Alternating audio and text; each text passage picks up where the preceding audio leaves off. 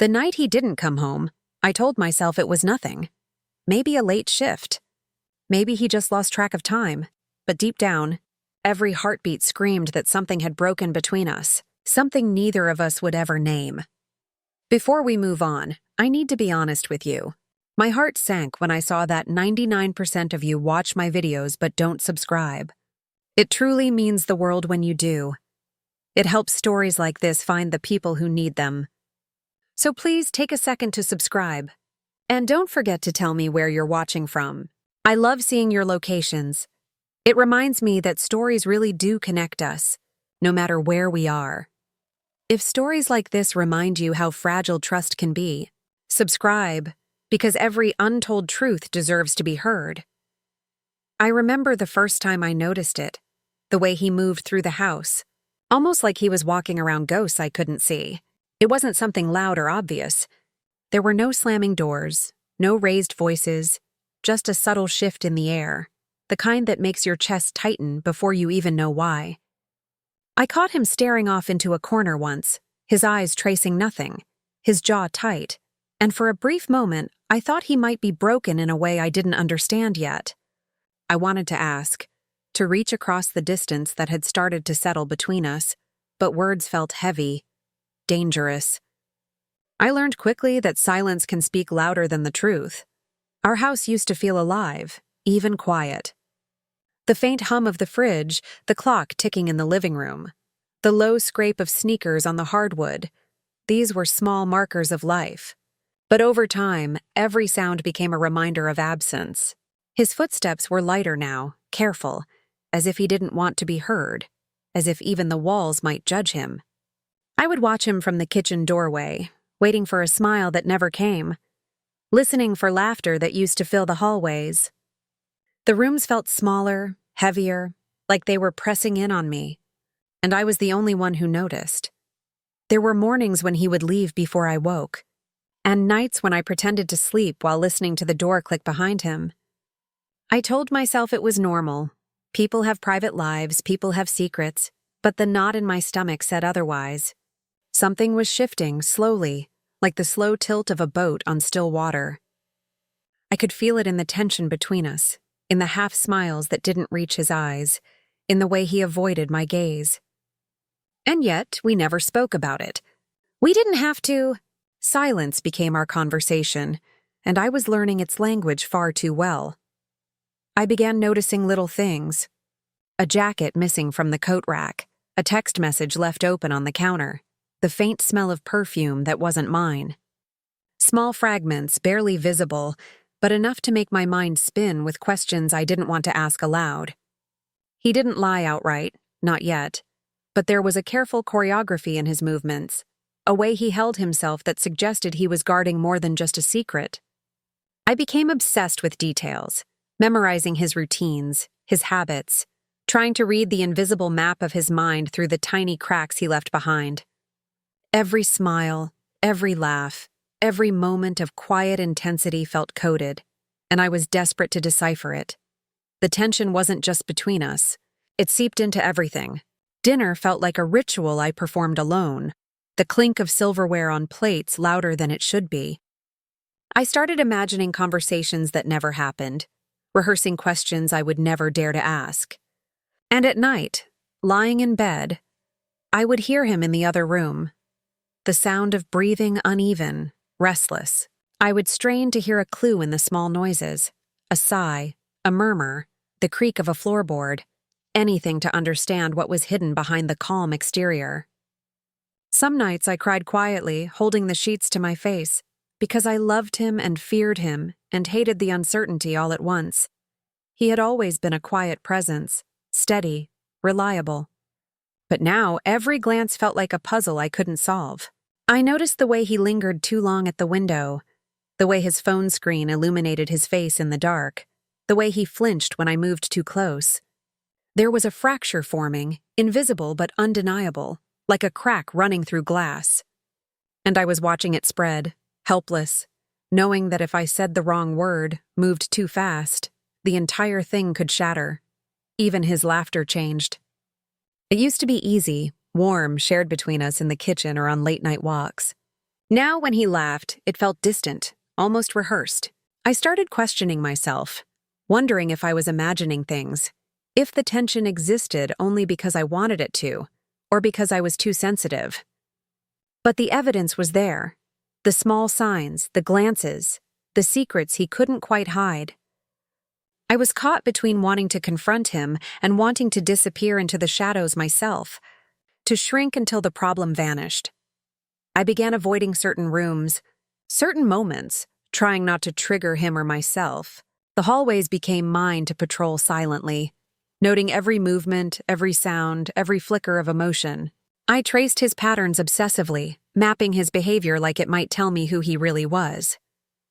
There were nights I sat in the living room with a blanket around my shoulders, staring at the doorway he would appear from, hoping for some sign, some gesture, some hint of honesty.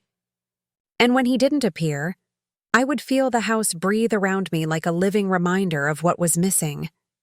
It was in those quiet, suspended moments that I began to understand the truth of our relationship, fragile, unspoken, dangerous in its silence.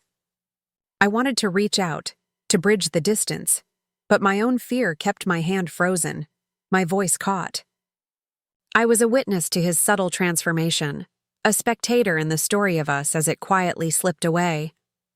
Every small detail became magnified, every half-smile scrutinized, every shadow in the hallway a portent of what was coming. And I waited, always waiting. Waiting for him to say something, to break the spell of quiet that had taken over our home. Waiting for a revelation I both feared and craved. Waiting for the moment I would no longer be able to ignore the fracture that had grown too big to hide. And even as I waited, I felt it, the pulse of dread beneath the calm surface, the undeniable truth that our story was no longer simple, no longer safe, no longer ours alone. By the time the first real argument came, it didn't feel like a surprise. It felt inevitable, like the final snap of a thread pulled too tight. And yet I wasn't ready. Not really. I didn't know anyone could be ready for a silence that had grown so loud it drowned everything else. The hallway remained empty that night, and the air still smelled faintly of him, of perfume, of unanswered questions. I realized then that some shadows aren't cast by light. They're cast by the parts of people we never see, the parts they choose to hide, even from the ones who love them most. Some nights, the city hums like it knows your secrets. The streetlights flicker through the blinds in uneven stripes, and the quiet of the room feels almost unbearable. I can hear his breathing from the other side of the wall, steady, even, almost impossibly calm, and yet I know that calm is a lie. I've learned to recognize the tension behind the rhythms of his body, the way a muscle twitches for a second longer than it should, the tiny hesitation before he speaks. That hesitation tells me everything he's hiding, everything I'm too afraid to ask. I never expected confession to arrive like this, in the small hours when the world feels stripped down to its bones. I had imagined confrontation would be loud, dramatic, a storm of words and fury. But he doesn't speak in storms. He speaks in whispers, in glances that linger just a heartbeat too long, in hands that brush mine for a moment that means more than it should. That night, I felt the weight of his silence like a presence in the room, pressing me down, making my chest ache with questions I didn't have the courage to voice. The air smelled faintly of rain. The streets outside were wet, reflecting the amber glow of street lamps. I remember watching the droplets race down the window pane, thinking about how easy it is for water to follow its path, how little control we have over what moves through our lives. I wondered if our relationship had become like that, inevitable, unstoppable, slipping past our grasp without warning. And I wondered if he felt it too, the slow pull toward something neither of us was willing to name. I remember the way he looked at me when he finally spoke, not with anger or blame, but with a softness that was almost unbearable. "I didn't mean for it to happen like this," he said. His voice was quiet, careful, but it carried the weight of 1,000 confessions I didn't yet understand. I felt my chest tighten, my hands trembling. Part of me wanted to step back, to retreat into safety. But another part, the part that had always craved honesty, even if it hurt, leaned forward listening, trying to catch every nuance. The words that followed weren't simple. They didn't fit neatly into the boxes I had prepared for them in my mind. He spoke of mistakes, of moments of weakness, of choices made in the shadows of our lives that neither of us had wanted to confront. I could see the flicker of guilt in his eyes, the way it softened the lines of his face, made him human in a way I hadn't allowed myself to see before. And for a moment I felt something I hadn't felt in months, understanding, fragile and trembling, but real. I wanted to hate him. I wanted to scream, to tear down the walls he had built around himself and demand the truth in its rawest form. But I couldn't. I wanted to hold him, to tell him that even in this mess, even in the betrayal and the lies, there was still a connection between us that couldn't be erased. I wanted to reconcile the image of the person I loved with the one who had caused me so much quiet pain. And as he spoke, I realized that this confession was more than an apology. It was a bridge, however fragile, towards something neither of us could yet name. The room seemed smaller, the shadows deeper, as if the night itself was leaning in to listen. Every heartbeat echoed in the silence. Every breath hung like mist in the space between us.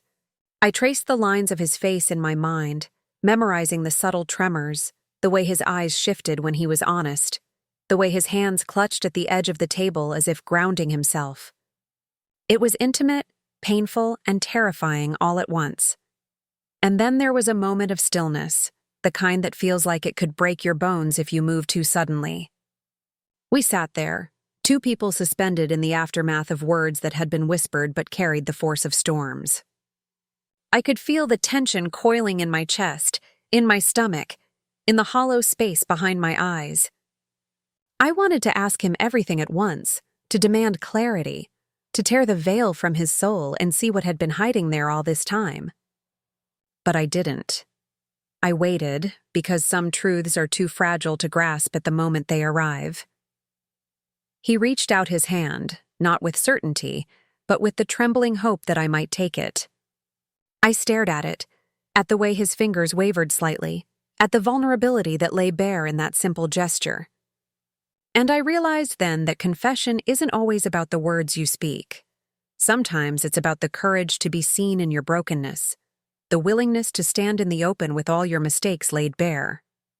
I wanted to take his hand, to close the distance between us, but I hesitated.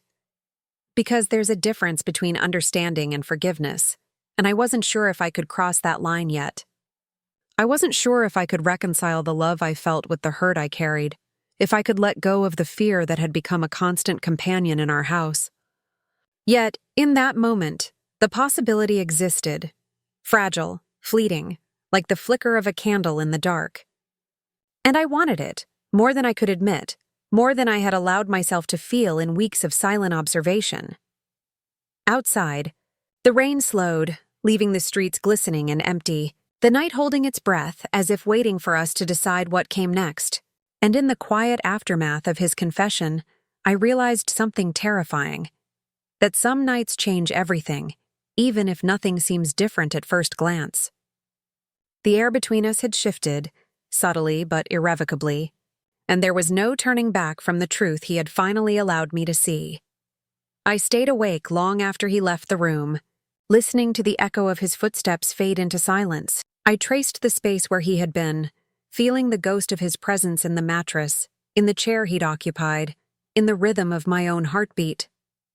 And in that stillness, I understood that the late-night confession wasn't the end. It was the beginning of reckoning. The start of a path neither of us could predict, but one we would walk together, whether we wanted to or not. And I wondered, in the hollow space where trust and desire collide, if we would survive the storm to come, or if the fragile bridge we had just begun to build would crumble beneath the weight of everything we'd left unsaid. By the time the morning light crept through the blinds, nothing felt the same. The sun painted the walls gold, but the warmth didn't reach me.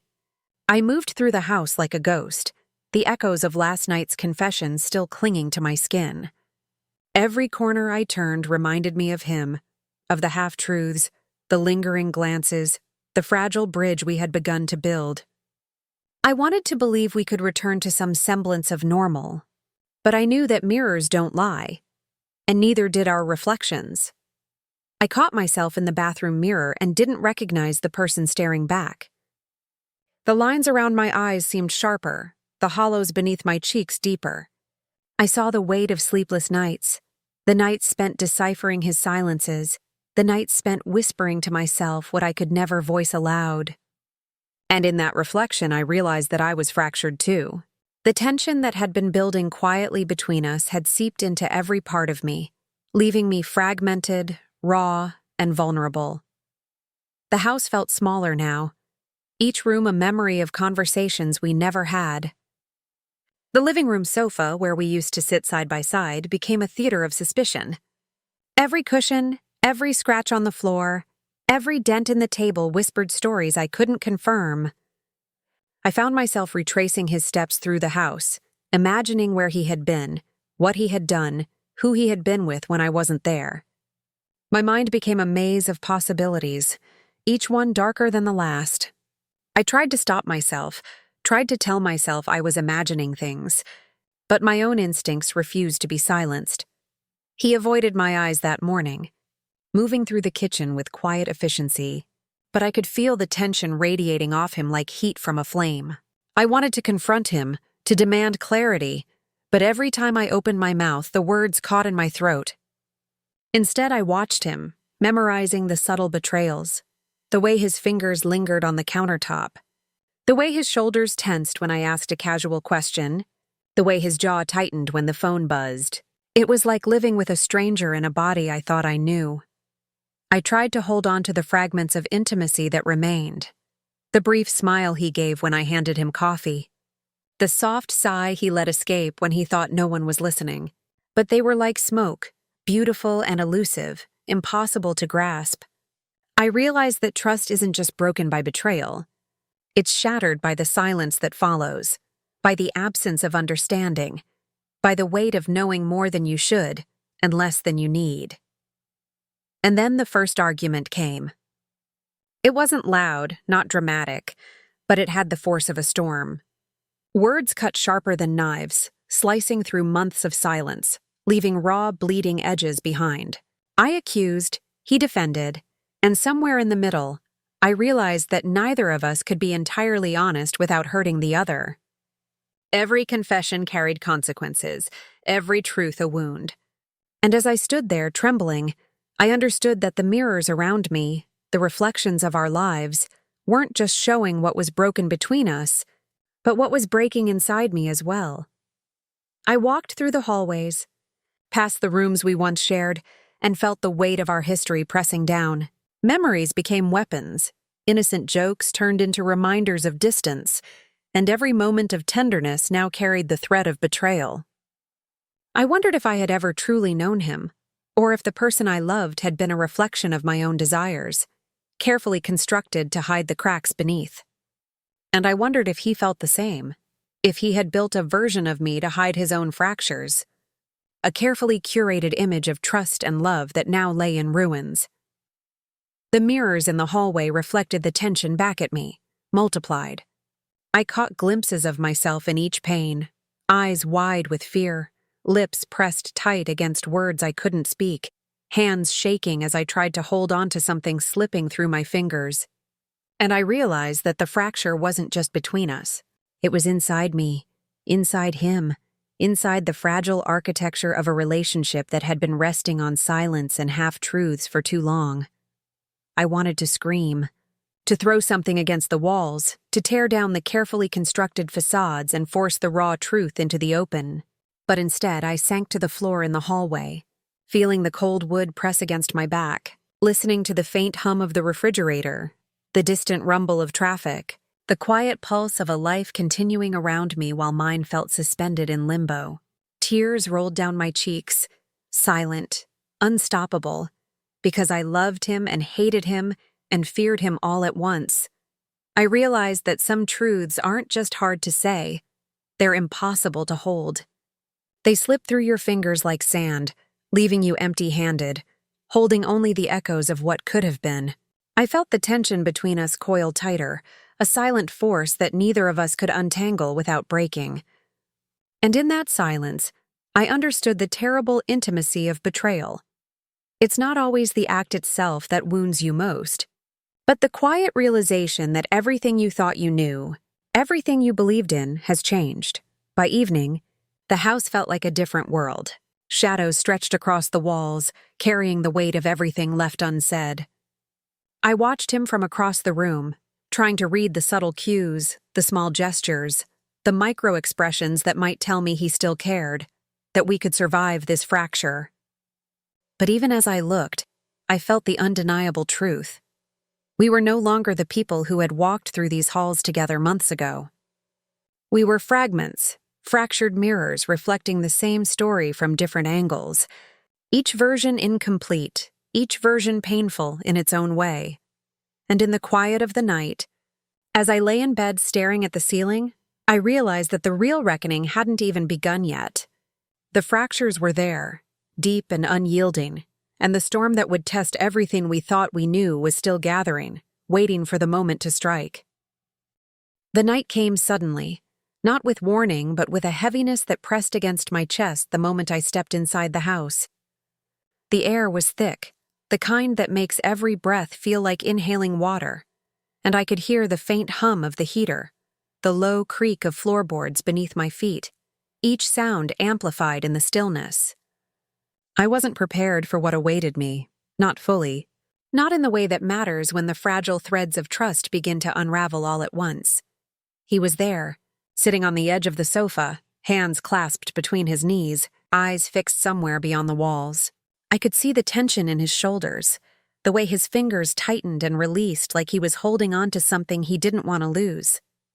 I wanted to speak, to reach across the distance, but my throat felt raw.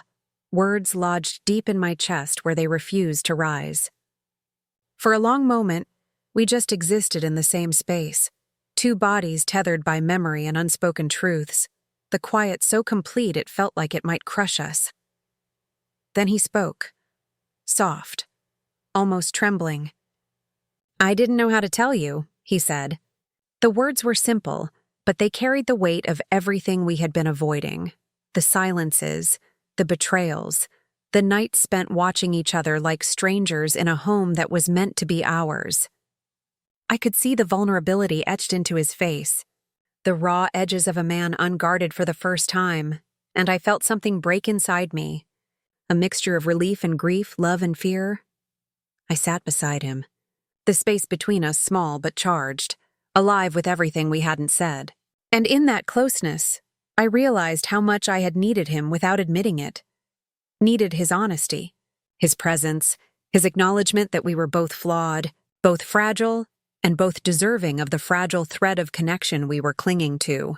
I wanted to reach out, to tell him everything, to strip away the masks we had worn for so long. But the words tumbled and faltered, heavy with emotion I couldn't yet shape. He reached for me first. His hand hovered for a moment, unsure, then settled lightly on mine. The touch was electric, not in a way that burned, but in a way that woke every nerve, every memory, every feeling I had buried under months of fear and suspicion. I felt my own hands tremble as I returned the gesture, closing the distance, leaning into the fragile honesty between us. And for the first time in what felt like forever, I allowed myself to truly see him, not the man I had built in my imagination, not the stranger who had haunted my sleepless nights, but the person who had been beside me all along. Flawed, human, searching. We talked slowly, cautiously, each word a tentative bridge across the chasm we had created. Confessions spilled, small and large, some whispered, some broken by tears. I spoke of the nights I had watched him from the doorway, of the fear that had hollowed me out, of the doubt that had consumed me. He spoke of his mistakes, of the moments he had failed me, of the ways he had hidden himself out of fear, not malice. And in those confessions, the weight of months of tension began to lift, replaced by a trembling, fragile hope. I could hear the rain outside beginning again, soft at first, then heavier, drumming against the roof in a rhythm that seemed to match the beating of my heart. The house felt alive again, Not with noise, but with presence, with acknowledgement, with the quiet intimacy of two people facing their fractures together. I realize that love isn't always about perfection or grand gestures. Sometimes it's about showing up, about holding on when it would be easier to let go, about being seen in your rawest state and still being met with care. There were moments when I wanted to recoil, when the fear of betrayal surged up and threatened to undo everything. But he stayed, and that made all the difference. He didn't defend or justify, he simply existed with me, sharing the fragile space between apology and understanding, between desire and restraint. It was terrifying, yes, but it was also the first time in months that I had felt alive in his presence instead of suspended in uncertainty. Hours passed like seconds. We moved through the night with quiet honesty, sometimes talking, sometimes silent, sometimes simply holding each other as if that act alone could repair the months of fractures. And in the stillness, I understood something I hadn't allowed myself to before. That the night we fear most, the night where everything could fall apart, is often the night that defines us. It tests the boundaries of love, loyalty, and courage, but it also shows us what we are capable of holding and who we are capable of forgiving, including ourselves. By morning, the rain had stopped. The house smelled faintly of wet earth and coffee, of shared space reclaimed, of small beginnings. We sat on the edge of the sofa, hands intertwined, and I realized that the fractures were still there, delicate, visible, a reminder of everything we had endured. But they weren't fatal. We could see them, acknowledge them, and choose to navigate them together. And as I finally allowed myself to breathe, to let the tension fall from my shoulders, I knew something I had feared I never would. That love doesn't erase mistakes, but it can survive them if you have the courage to stay, to speak, to listen, and to hold. That night I needed him most. And for the first time in a long time, he was there. We didn't have all the answers, and we didn't promise perfection. But for the first time in months, I felt seen. I felt heard. And I felt, against all the odds, a fragile, trembling hope that we could be more than the fractures in the mirrors, that we could finally, painfully, begin to heal.